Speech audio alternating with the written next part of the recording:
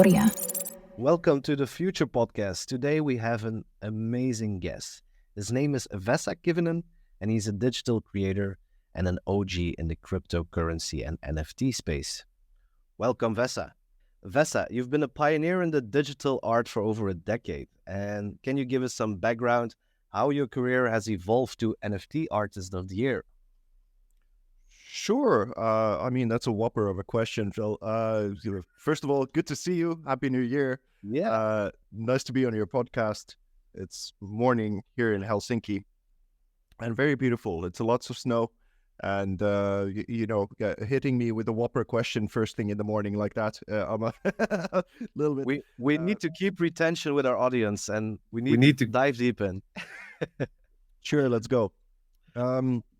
How did it evolve? I suppose I became of age right at the cusp of when digital and analog were doing that whole transition period.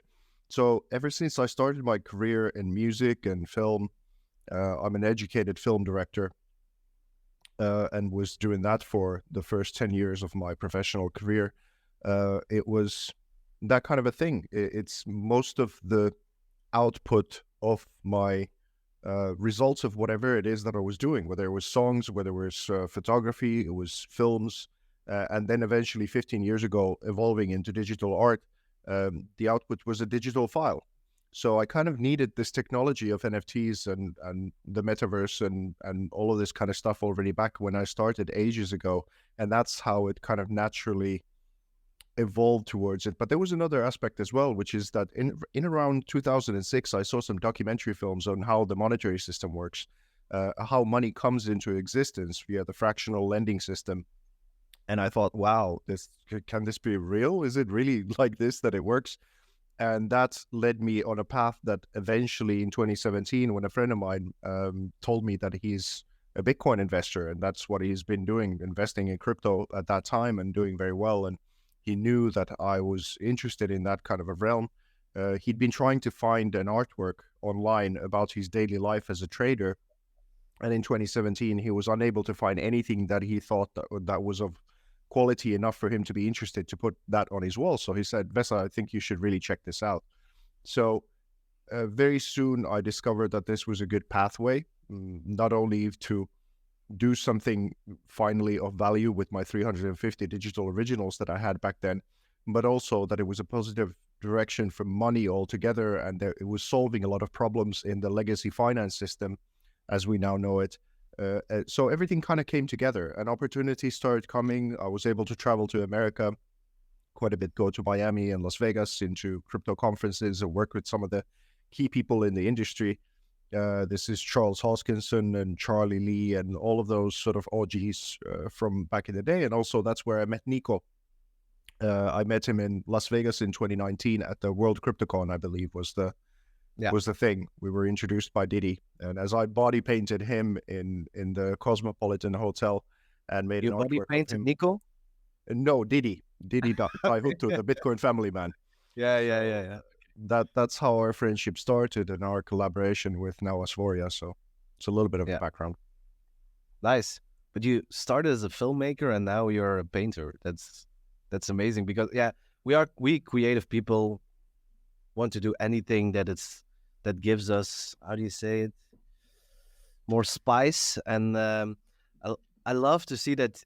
I'm a graphic designer and I love to see that you are doing with paintings and Photoshop such an amazing art. And NFTs was the best thing that can happen for you, I can imagine. I would say in some sense. Well, just for some background for people who might have not seen any of this stuff, and maybe we can splice something afterward into the podcast. That would be great for illustration. But essentially, how I made the transition from a filmmaker to a contemporary artist is that I got this crazy idea that what if I started body painting on people? Because back then I didn't really know how to paint at all, and I'm still in awe of master painters as opposed to. I'm not an educated person in painting, but I have been doing it for 15 years. But essentially, I knew how to light, I knew how to Photoshop, I knew how to direct people, I knew how to, tell stories most fundamentally, I suppose. And what I started doing is then body painting a person, helping them have these peak experiences of observing what it is that might be holding them back as people, and then exploring those beliefs. And as some of those were loosening their grip, or you could see your pathway a little bit more clear, you were more open as a person. When something was happening in that person, whilst they were body painted, then I would take that picture. So, and then I started painting and photographing those paintings and nature photography and whatever, and I threw it all together with Photoshop. And that's how I ended up with these digital originals, but they kind of look like oil originals. So now the beginning flush of NFTs, I think it was so much about speculation. It was so much more about the crypto space, kind of like doing gambling, essentially, that it didn't really have yet the kind of, I would say, the long-term view of how and why NFTs and the metaverse really are super valuable. And let me go back a little bit in order for that to make sense, because the way that I can say why it's profoundly important as opposed to just a bunch of monkey pictures is that when Renaissance Italy was in scatters, before the Renaissance, Italy was scattered and people weren't like cohesive at all. It wasn't really a country in that sense. It was a bunch of different cities that had different interests.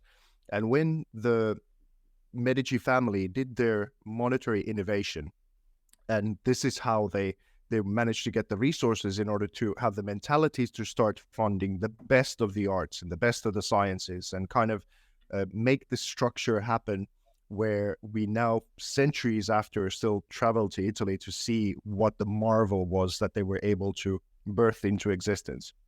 So I would say that the Bitcoin decentralized family is the new Medici family.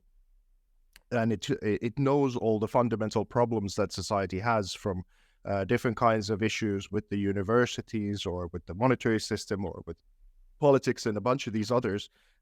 But I'm not sure to what degree it is still yet funding the best of the potential fixes for those kinds of things. So has the Bitcoin community really assumed responsibility for actually doing something about these, or is it just sitting on their potential big wealth on how it's going upward? And that's not really the point of decentralization, I wouldn't say. And it definitely wasn't the point of the first flush of the NFTs. It was about, everything else but assuming collective responsibilities for the different kinds of issues we have across the planet.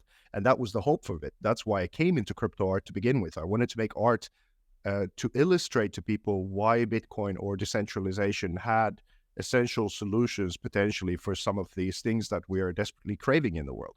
And that wasn't really the mentality that I saw in the first flush of NFTs.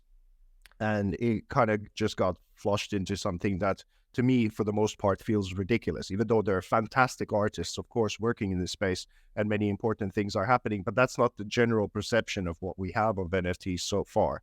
But building towards this digital ownership, which leads into land ownership for Asvoria and many of these things that are the engine towards the digital creativity, and our aspirations as societies altogether are interlinked to NFTs and even AI now increasingly. But the ownership is very, very important if we're going to maintain any sort of freedom of individuality, or kind of not succumb to completely to these collectivist ideas that are being pushed by many various other entities. So that's maybe something important to say.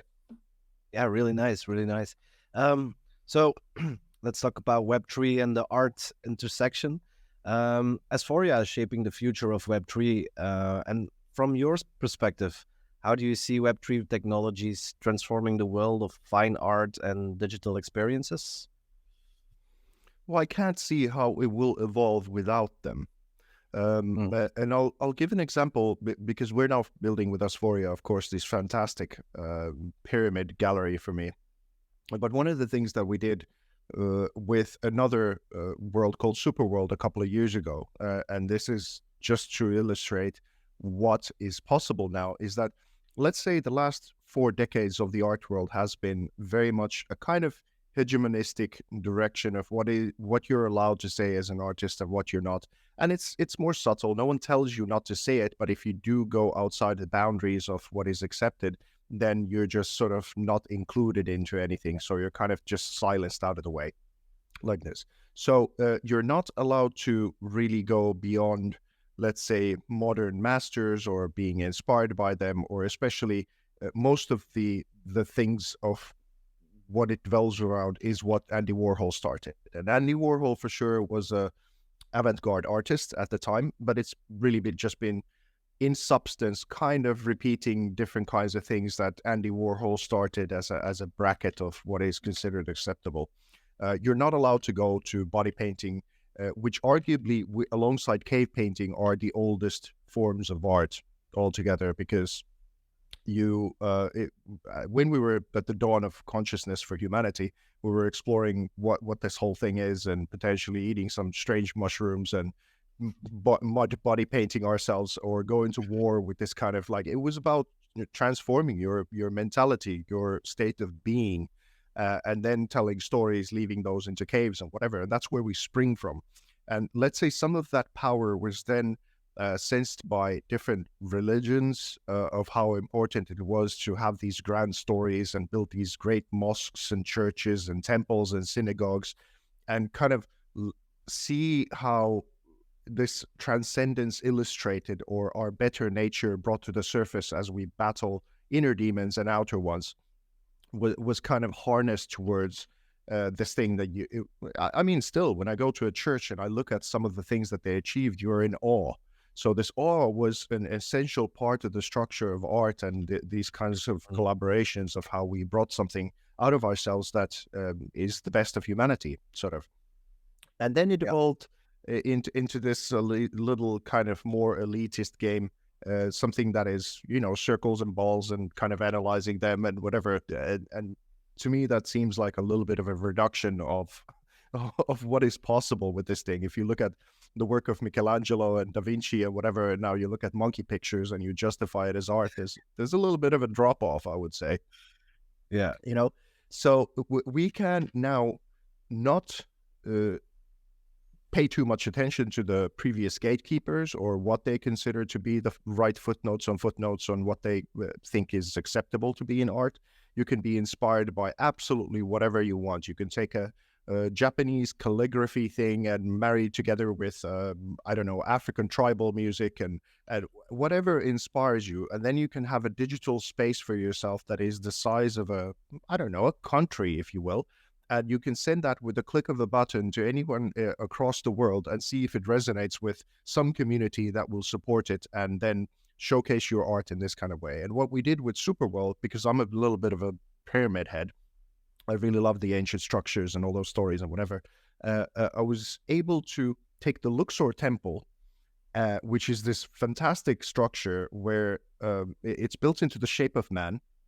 And then it tells the story inside of the structure of how a pharaoh goes from birth to transcendence as a story. And if that pharaoh lives well, how society is kept cohesively together in a good way around it. And I thought, wow, we haven't really built anything like that in the modern world for centuries, if not thousands of years. So Is it only that we have had progress since those times, or has there been something that is in a way the opposite of that? So what we did is that we took the best of the past, and then we made it my personal art gallery. So this is the kind of scene and setting where I would love my art to be seen and experienced, and added a soundtrack to it. And now that those artworks are there, you can just go and click the button and you can buy those artworks as well. So it brings together a story, a scene, and a setting, as well as the commerce in a convenient kind of way. And I'm able to tell my story in a very different way as I would be if it's just let's say a gallery in Dubai or something like that, and you have to be there physically, and to build something like that is absolutely impossible. Or to go to the Luxor Temple itself and to make that my own art gallery, well, good luck. It can happen. I'm not saying it can happen, but it's not there 24/7 till the end of time now. Yeah. Wow, that's an amazing statement. I also love the way you bring your art to the physical world as well, because I was known as a car wrap designer, but only for branding. But you are doing it with your art, and that's amazing that people can showcase their art on their car or their boat or plane, for example. And you're working on it as well to get those contacts and to make your art on planes. And yeah, that's amazing. So looking forward. Also, villas. Yes, yes, very much, and hoping So to do many collaborations on that together. and it will be printed on marble, or what is the? There's different ways of how we can achieve it in different locations, but I suppose it's a nice extension of since I started body painting, but that was humans. So then, can it be other kinds of bodies? Can it be the body of a car? Can it be the body of a villa or a jet and whatever? And that's one aspect of it, is how to make the world more beautiful, how to illustrate what you can do with digital art as opposed to what you could do from before. But also, financially, it's an interesting concept because for the most part, let's say it's a car. You buy a car, it is a very rare case when the value of that car doesn't just go down after you've bought it. I mean, you buy a fancy Lamborghini and you drive it back to the shop in a year, it's probably around 15% less in value, Right. if you do so. So what we're saying is that if you buy a cutting edge NFT artwork from us, and we license for you to be able to make that into also not only on your wall potentially, but on your car or whatever you would like, then that car as an object potentially goes from a liability into an asset. And this is quite an interesting thing, that yes, it's a little bit more money when you first do it, but then also it can go up in value because it becomes, you drive it around your circles, it gets more notoriety. It doesn't really age because it's not about the wrap itself on the car, it's the ownership of the IP of that artwork and what you can do with it, and that so you can resell it. So Mm. so those are the ideas of how you actively, like, okay, so let's say earlier on, if you bought a Picasso, and let's say Picasso was not yet fully Picasso, then that means that you hope you got a good one for a decent price for you, and then you just sit with that painting for 2-3 decades or something like that.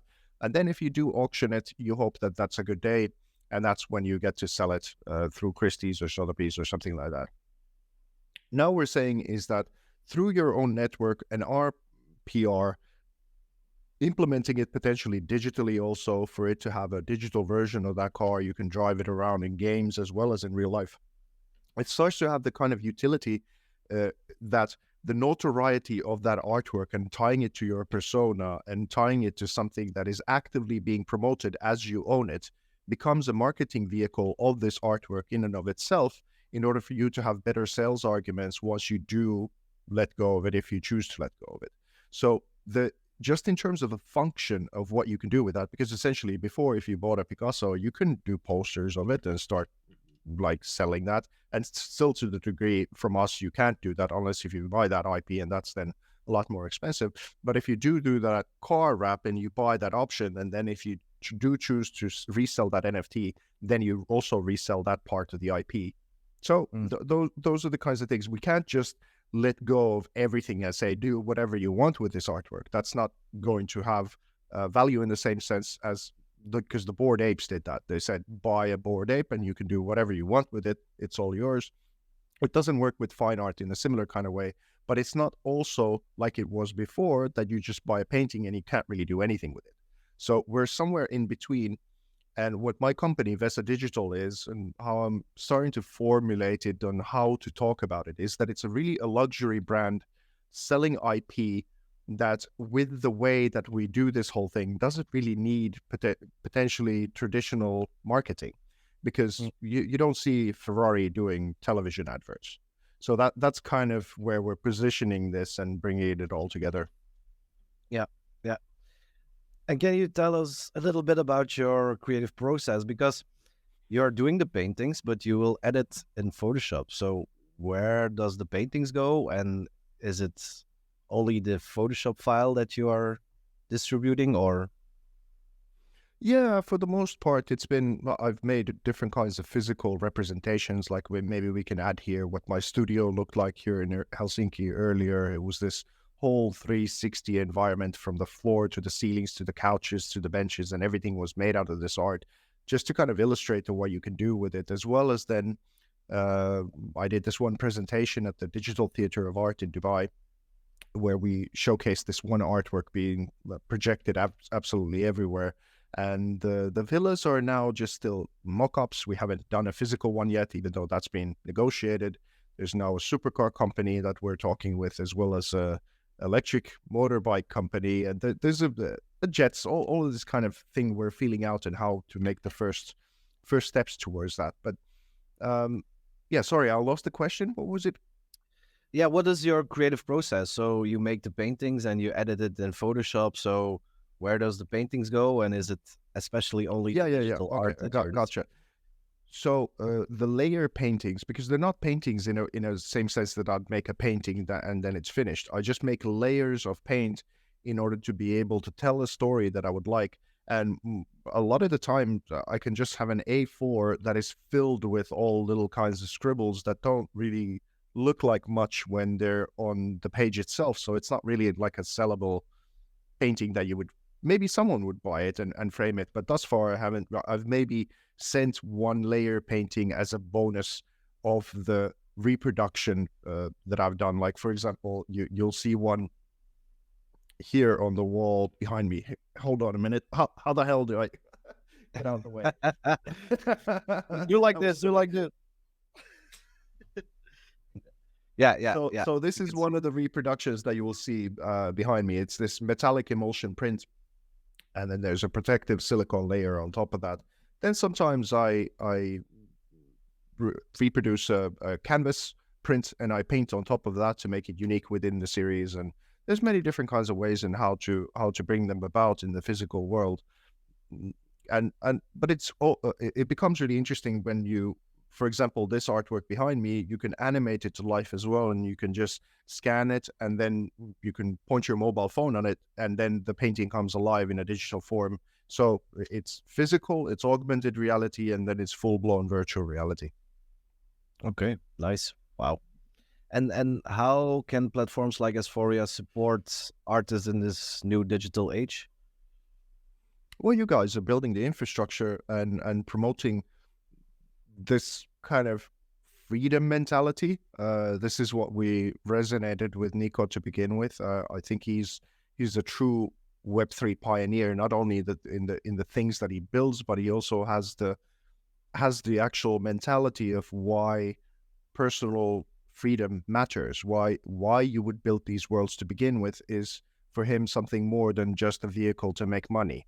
And I think this is what we connected with to begin with. And then I don't know, you're at the cutting edge of evolving your platform all the time, trying to figure out how to make it in such a way that it really does bring that value to those who are coming. How do you integrate a bunch of different things to it? And it is a very highly competitive field at the moment. It's unless if you have that mentality, I don't think you have much of a shot to be a success in it. So I see you guys are in the game and in the thick of it as fully as you can possibly be, and that's something that I respect. Okay, nice. Yeah, but also for Asvoria, community is a big thing. And how important is the community engagement on your side on the digital creator? Because it's also a little bit about marketing, but also you told us that a Ferrari, that's already a marketing vehicle driving around. Do you do things other than just providing the art and connecting with people, or do you also go on social media, for example, and do you use platforms like a Web3 platform, or is it still Web2 at this point? I pretty much use everything, but I would say that my most powerful network is the real life people. I mean, I've been going to crypto conferences. I don't know how many badges I have. It's a ridiculous amount on my studio wall. Going from place to place all over the world, from Las Vegas to Miami to Dubai to London to wherever, and just meeting people in person has been very valuable, and that doesn't really show up in my social media feed that much. But because I've been interested in the best kind of quality with the, I would say, quite complicated narratives, even though I try to condense them to be as how would you say, absorbable as possible. It is still at the very cutting edge of things. So it's not the easiest to talk about that stuff and showcase that stuff online and yet get the kind of resonance that I'd like. So most of the things that I'm building, I'm behind the scenes with real people. And what's now happening is that we're getting incubated as a company. On Yavin from Syndica is helping with that and getting us the first seed investor for our company just appeared. And as we do that, then we're going to have a little bit of a runway after we sell the token and kind of start building very seriously and going towards all the different plans that we have, because we have many avenues to explore and we need to do the first viable products of those. And again, very happily helped by your good self, we did this Tesla for Frank in Belgium and hoping that that's going to do something again and bring us more people who are interested in that and exploring that. So Yeah. as well as other things. I mean, the collaboration with Brittany Kaiser, we got funded from Egypt. There was a little bit of a war that happened with Gaza and Israel, so we haven't been able to go yet to Egypt to reshoot some stuff. But already we're doing the post-production for a project that we started long ago and many, many other products. So we're super busy kind of putting it all together now.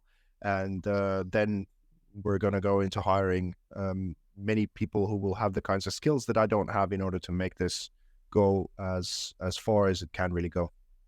Yeah. Yeah, you need a personal assistant, Vesa. And that's one thing that we can help you with, because on our community page in Asvoria, you will have access to your personal assistant that is yourself, a virtual twin of yourself, and you can train it with AI so he can walk around in your museum, your virtual museum, and talk to people. So yeah, amazing. So let's go to the... Looking forward to that. Yeah, me too. We don't have any time as an artist. We're connecting or we just are creating. So what are the digital trends today? Because we are starting with a new bull run. Are there new things? Is it all about assets or are the crypto punks back? What do you see? I'm hoping that the high end and the fine art world carves more of an avenue. And don't get me wrong, I don't think there's anything wrong with the speculation of NFTs and it doing the whole thing of what it's doing and learning from crashes and burns and rises and whatever. That's fine. What I just would like to see is more of support in the mentality of the Medici family from the decentralized community to build the very finest edge of this. And I'm seeing it's happening to some degree, but not yet at the level where I would like to see it happen as. So everyone who is inspired by this whole thing, coming to Web3, to whatever tools and to whatever agenda, is great. It's building the communities and doing that. I wouldn't say anything about the predictions of what's going to happen other than NFTs are here to stay because we absolutely need that technology. And then I'm building towards that very spearhead end of what is possible to build with this. And those who resonate with that kind of thing, I hope that they find their way to me and our kind of ecosystem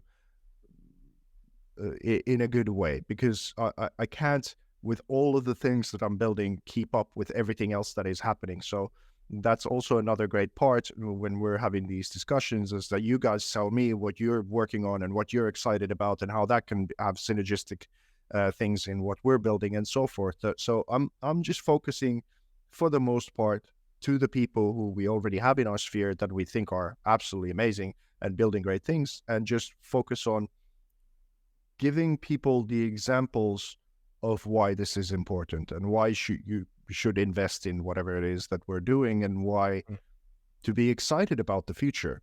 I mean, that was what Elon Musk said at some point. He's just said, I don't know where all of this is going, but I'm building all this kind of stuff so that we can be excited about tomorrow. And that's, we're increasing. I don't know what your social media feed looks like, but there's so much brutality and violence and people being just crazy to one another, and some of the base pillars of society are really just not in great shape in the West. So to kind of build something towards a better future, and I know you're a recent new father, and all this kind of stuff. What are we going to leave behind? Is it like a speculative monkey picture, or is it actually a world where, we're proud to hand out to our kids as we're, going away at some point? That's the big question, but we want to leave behind footprints, so let's work let's work towards that. No, I can imagine that the for example the bored apes are a success because it's more like a character and they can play the character. But the CryptoPunks, I don't get it. Vesa art, I get. It's like the new Picasso. It's digital art. That's something different. But yeah, like cyberpunks, that's one thing I don't get.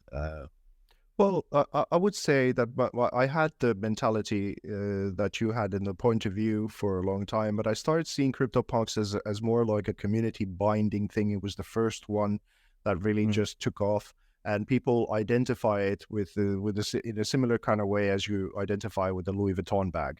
It's it tells something about your community, what you understand about the whole thing, and then it's speculative and goes up in value or whatever. But there was a cultural aspect behind it, and in the same kind of way, I understand it about the Bored Apes Yacht Club. I understand that it's kind of like a golf club. It binds people together. It does a lot of innovation of what is possible in the Web3, and it's not really about the picture. It's about the community underneath it and what they're building. I get it, but when I refer to the monkey pictures, I just basically it's the avalanche of the million other monkey projects that came after the Bored Ape Yacht Club that then tried to do the same speculative thing without any of the innovation. It was mostly just all other kinds of things. So that's what I'm thinking is that I hope people keep evolving with their projects in a similar kind of sense, which I see in some of them thus far, kind of in the spirit of what CryptoPunks and Bored Ape Yacht Clubs brought to the surface to begin with. But they need to take it further to really just have new innovation for people to be excited about and new ways to build community, and hopefully bring higher and higher levels of art to be incorporated into that. And then we're on the right track, I suppose. Yeah. Can you share some personal milestones? I know you went to, what was his name? It's a difficult name. It was a monk. Oh, yeah. Well, there's a bunch, I suppose.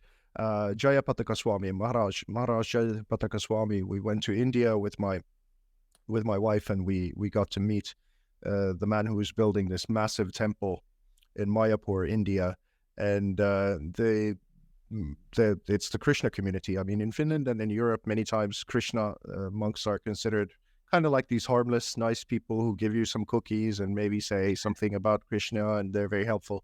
But in India, it's millions and millions of people, of course, who are part of this religion.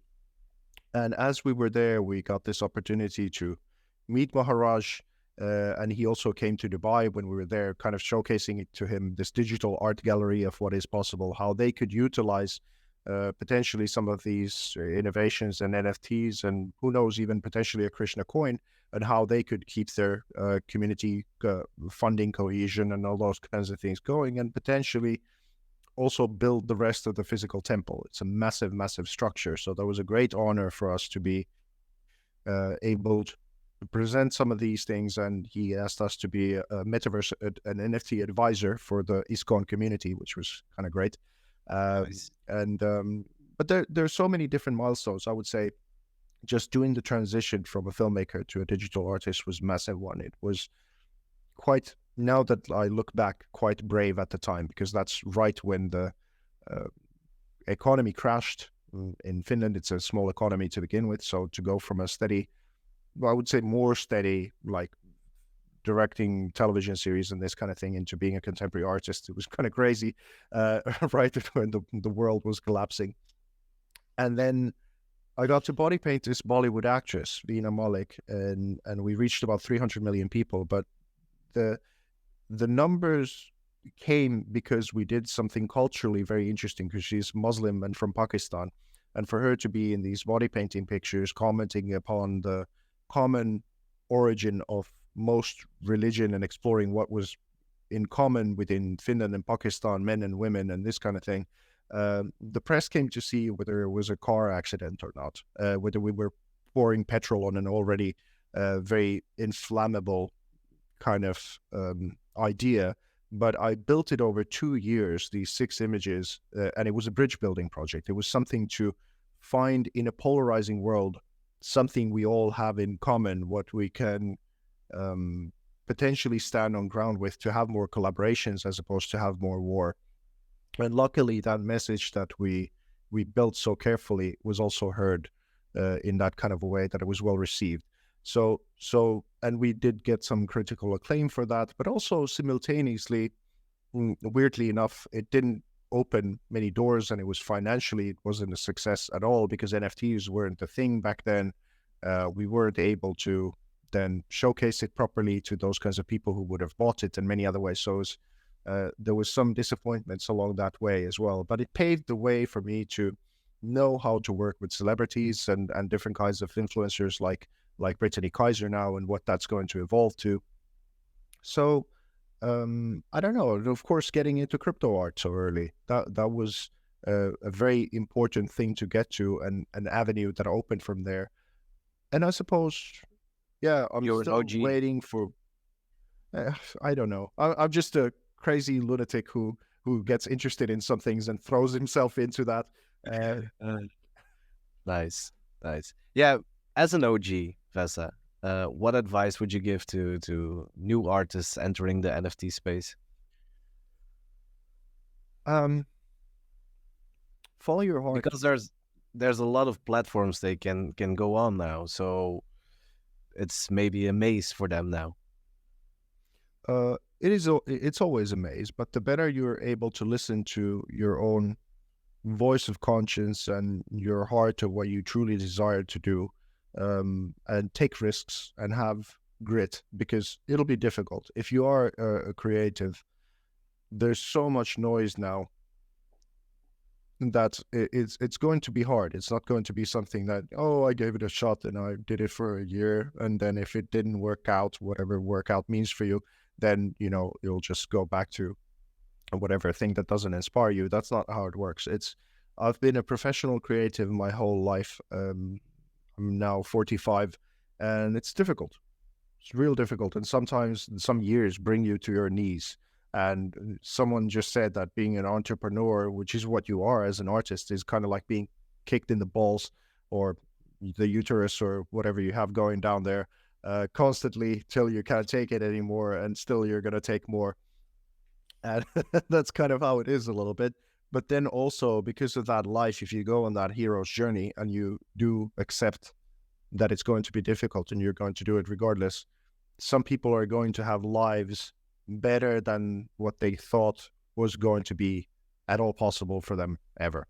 And that's the case for me. It has been in the shadow side of things. It's been harder than I ever thought it was going to be, but also in the rewards of what kind of a life I was able to have because of this thing blew my mind a million times over of what I thought as a kid or a teenager or even in my 20s on what was possible. So it's an expansion. It expands in all different directions. And some people prefer to be in a tight knot and kind of in protection. And then you don't really get to experience too much of it. But the price of expanding also towards the light is towards the dark also. So you need a plan, I think, if you want to go with your art into the Metaverse, Web3, or do you only want to have the art that is also physical, but it is proof of purchase, for example? Or how do you see new artists doing this, making a plan?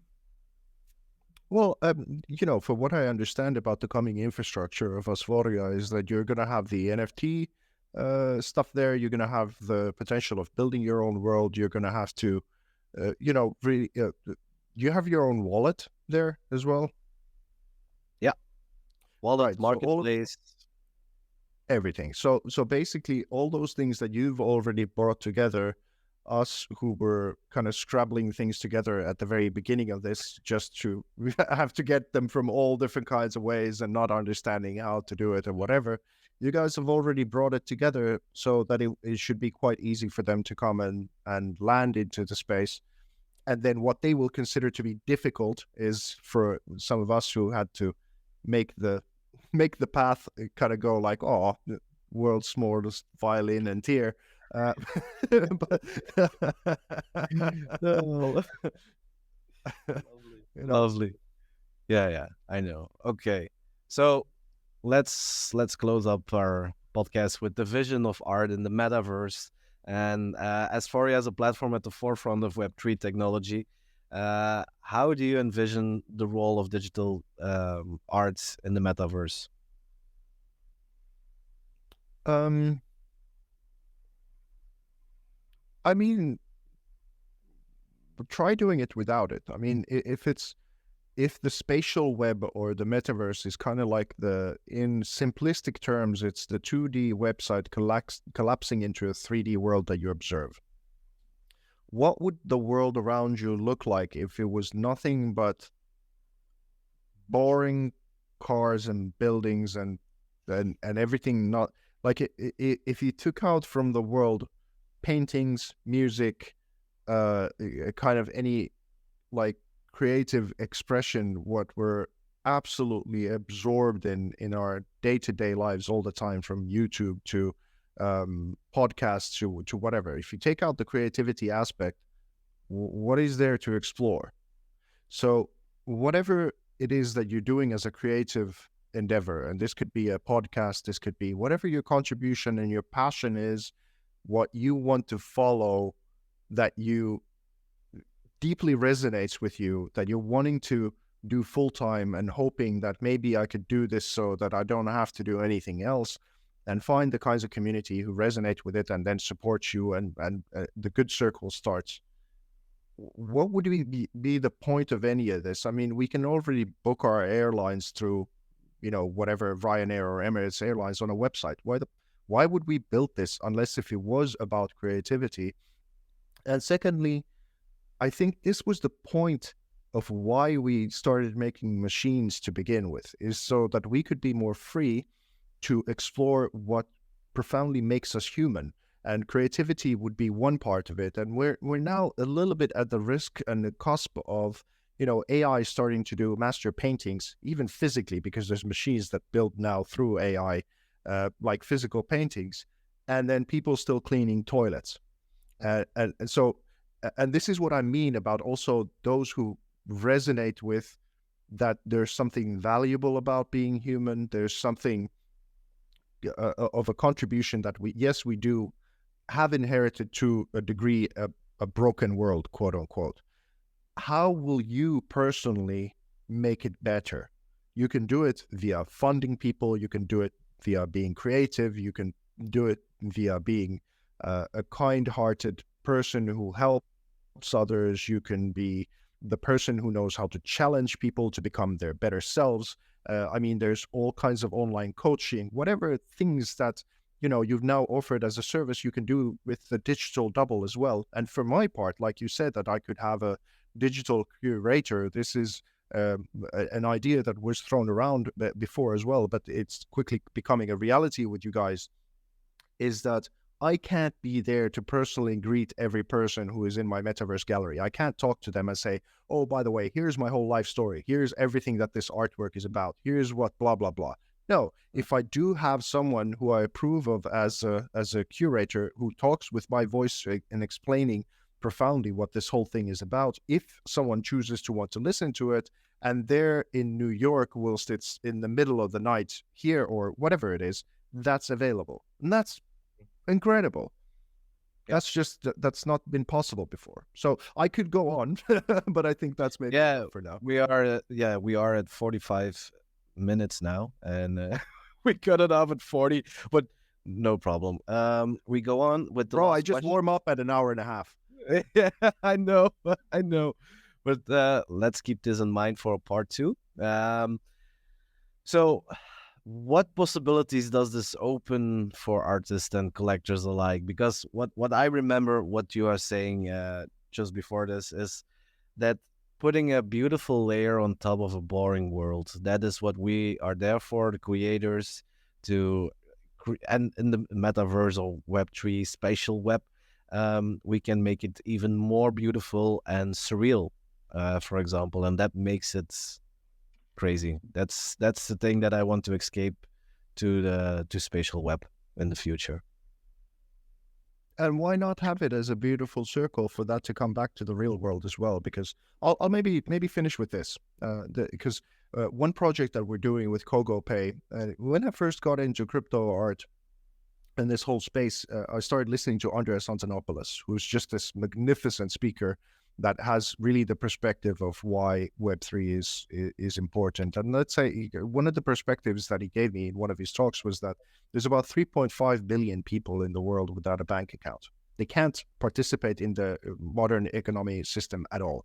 And imagine, but for us in the West, it's kind of like a bizarre thing to think about that you wouldn't have a bank account. I mean, how do you interact with the economical world if you don't have it? So we put together this idea because Dr. Vesa, she works in real estate, but also is interested in Web3, but her real passion is to help these kids in Thailand in an orphanage called the Heavenly Home.